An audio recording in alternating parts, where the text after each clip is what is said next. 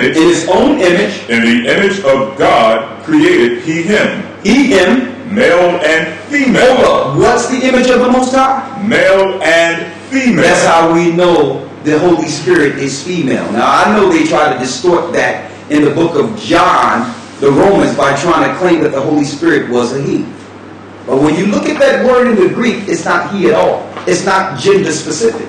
It's akinos, which means that one in the Greek. Akinos. They knew that the Holy Spirit was female, and the Romans tried to hide that. Why? Because they are androgynous homosexuals. A lot of them operate that way. So they would make you believe the Most High created everything with two males at the helm. But the image of the Most High is what? Male and female. Male and female. Created he them. Created he them. So when we see male and female, we see life. You understand? When we see male and female operate together, they bring forth life, continuing what began in creation. Even the animals, male and female, would bring forth their offspring. Read. Verse 28. And God blessed them, and God said unto them, be fruitful and multiply. Now, if you were satanic or with Satan's agenda, you would be against what? Be fruitful and multiply. You would be against multiplying. If you were satanic and evil, you would be against multiplying. So it's no wonder now we're living in the end day during a time of a depopulation program. How do you depopulate? You must attack the family. You must attack the image of the Most High. You must stop life. That's the real agenda. You must make them believe that the Bible is just another book that can be ignored. Because that's the only book that brings clarity to what they're doing. The only book that brings clarity to their agenda is the Bible itself. What they're doing with have nothing to do with civil rights and marriage. What they're doing have nothing to do with what they're bringing forth politically.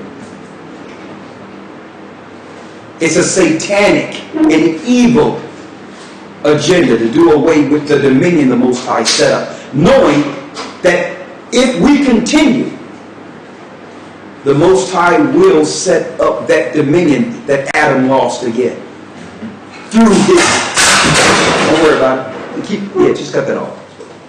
Through his people. Y'all, are you following me here? Through his people.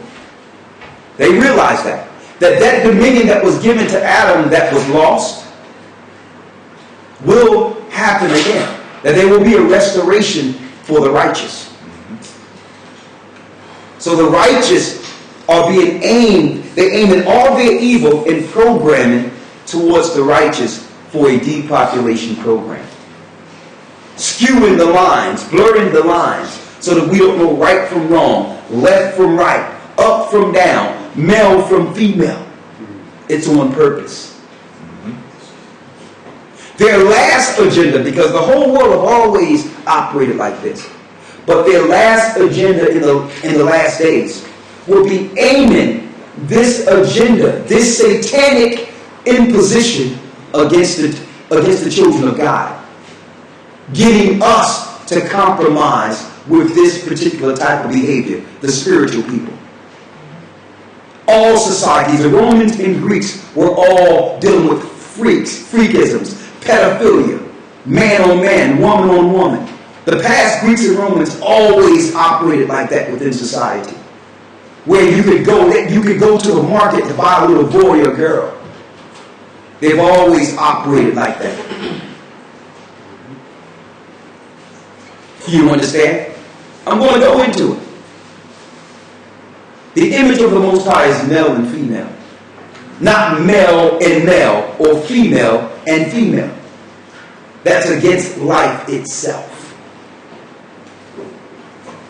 Right?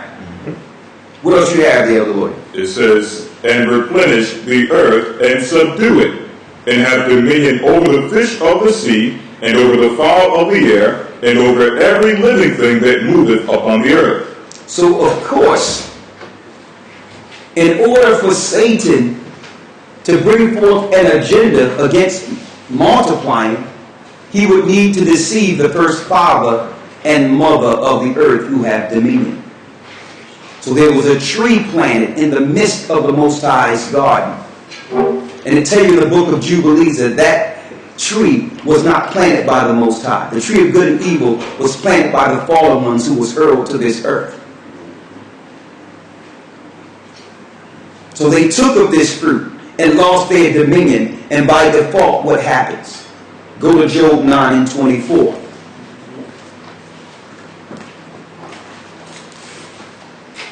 By default, what happens here?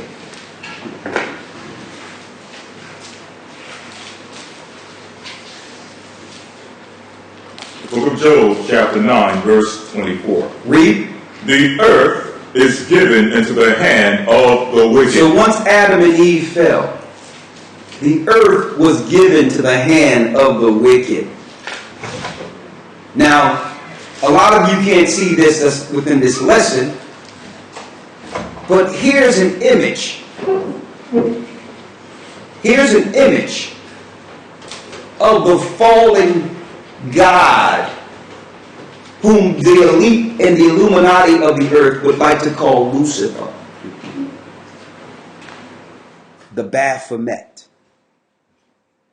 Once Adam and Eve fell, this fallen angel who once had some level of dominion in the heavenly realm, who once sat amongst the holy cherubs, who once sat next to the mercy seat in the heavenly realm, he became Lord over this whole earth. And if you see this image of Baphomet, it's what? Now this is an old image that the Knights Templars, under the Roman satanic agenda, followed in secret during the times of what we would call the Dark Ages. And the Baphomet with a goat head have male and female genitalia, which would be what you would call transgender.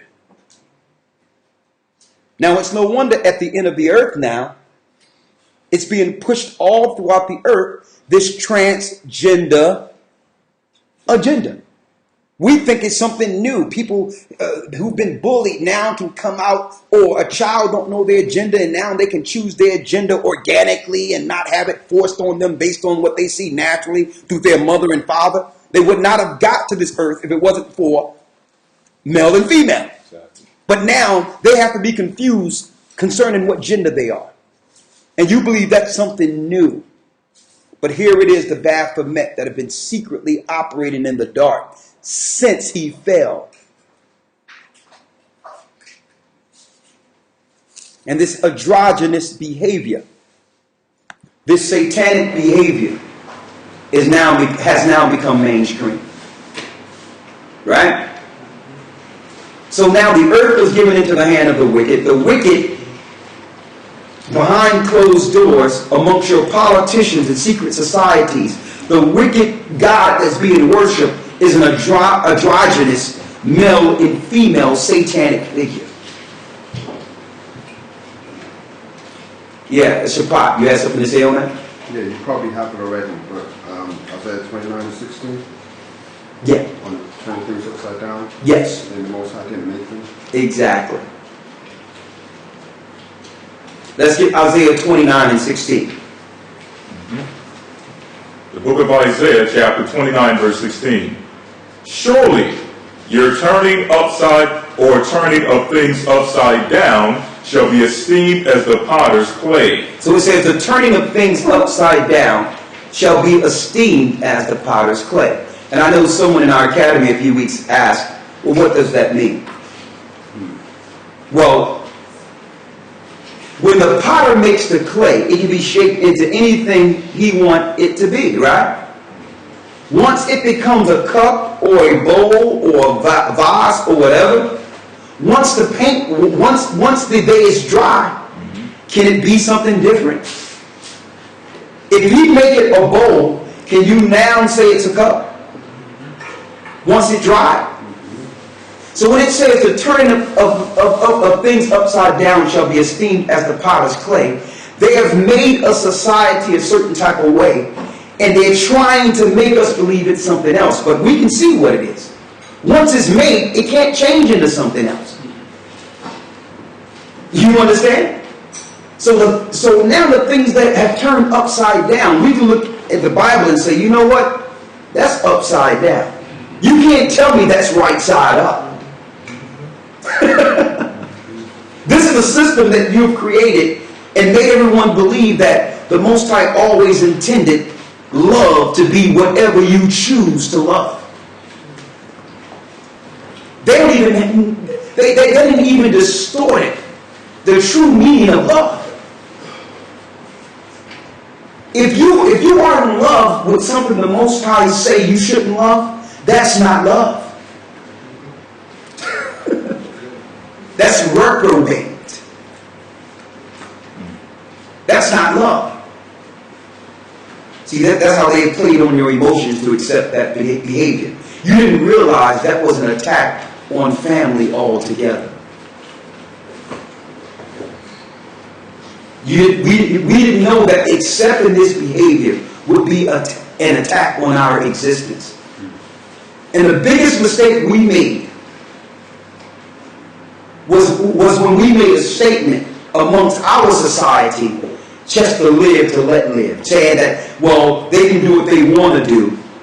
That's their business. But as long as they don't do it in my house, it's okay. As long as they don't do it to me, it doesn't affect me. But guess what? It will affect you. If they do it on your block or around you, your children has now accepted their behavior as a neighbor.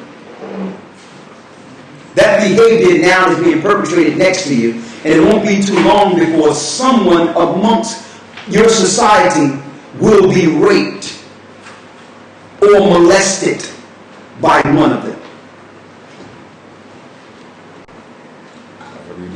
Yes. Well, this is Leviticus 5:1. Yes. And if a soul sin and hear the voice of swearing and is a witness. That means you are a witness to sin. You see what the people are doing. Whether he have seen or known of it, if he do not utter it, then he shall bear his iniquity. That means if you agree with sin, you are a part of that sin.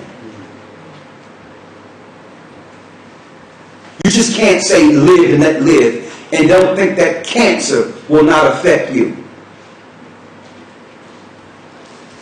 That evil thought. And see, this is the whole issue. They're doing it through media. They having sisters on these music programs and these television programs hanging out and think it's funny to operate with these people. But the children is looking at it and saying, well, mommy and daddy is always happy when they're looking at this and hanging around them. This must be what happiness is. And it's not a joke. Come to find out, in a lot of our society, even where we grew up at, you got a lot of brothers and sisters, especially sisters, hanging out with what they would call, it's now passe for every sister to have a homosexual friend or a gay friend. And I can gladly say, and you know what, I can honestly be proud of the fact that I won't and will never have any homosexual friends. That will never happen. And I'm proud of that. And my children will never have homosexual friends. I'm proud of that. We can't skew the line and just allow certain behavior to operate as if it won't affect you, because eventually you're going to get emotionally attached to something that's wicked and evil, something the Most High hates, because now you have a personal vested interest in this person. You're supposed to look at their behavior as a threat to your existence, like they view your existence.